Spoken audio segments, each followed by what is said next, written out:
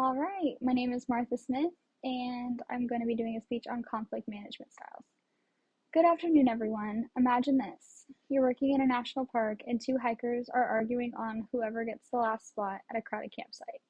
Both are frustrated, both want to be heard, and suddenly you're the one in the middle. As a future U.S. park ranger, this is a very real situation I could face, and how I handle it could determine whether or not the conflict gets worse or it gets resolved peacefully. The interpersonal communication concept that I want to focus on is conflict management styles. According to Joseph DeVito in our textbook, the Interpersonal Communication Book, conflict styles are patterned ways that people respond when disagreements arise. I feel qualified to talk about this because I've always been curious about how people handle disagreements differently, and with my concentrations being in psychology, communication, and business as an interdisciplinary studies major, this concept ties perfect into what I'm studying.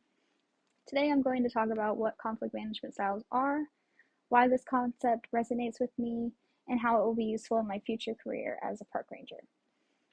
So my first point is the concept of conflict management styles. So they describe the way people typically respond to disagreements, and there's 5 of them. So the first one is avoiding, which means not addressing the conflict at all.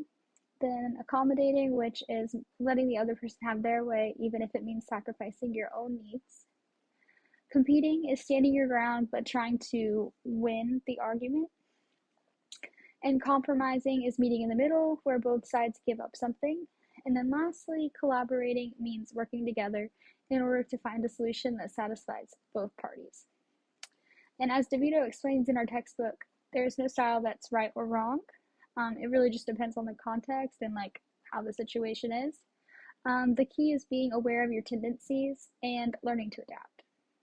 For example, avoiding may be fine for a minor issue, but collaborating usually works best for long-term relationships. So this brings me to my second point of why this concept resonates with me.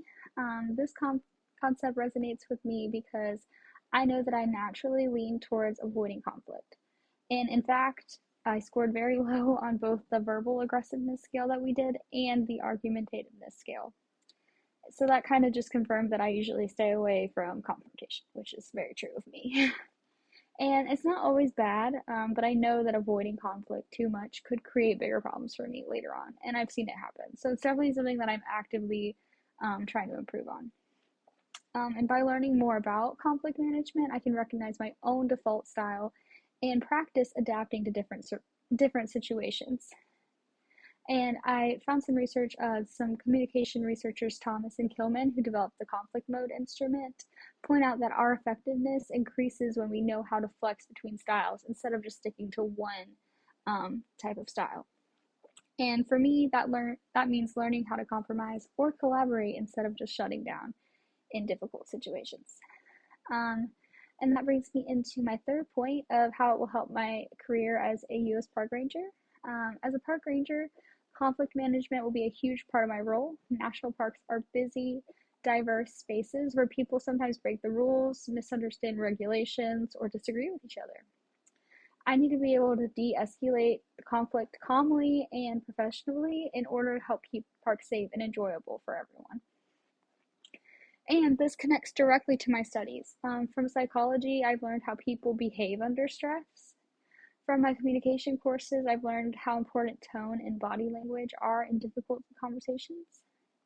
And lastly, from business, I've learned about negotiation and problem solving. Conflict management ties all of this together and will give me the tools I need to resolve disagreements while protecting both people and natural resources in the parks. So in conclusion, today I discussed the concept of conflict management styles and why they resonate with me and how it can be useful in my future career of being a U.S. park ranger.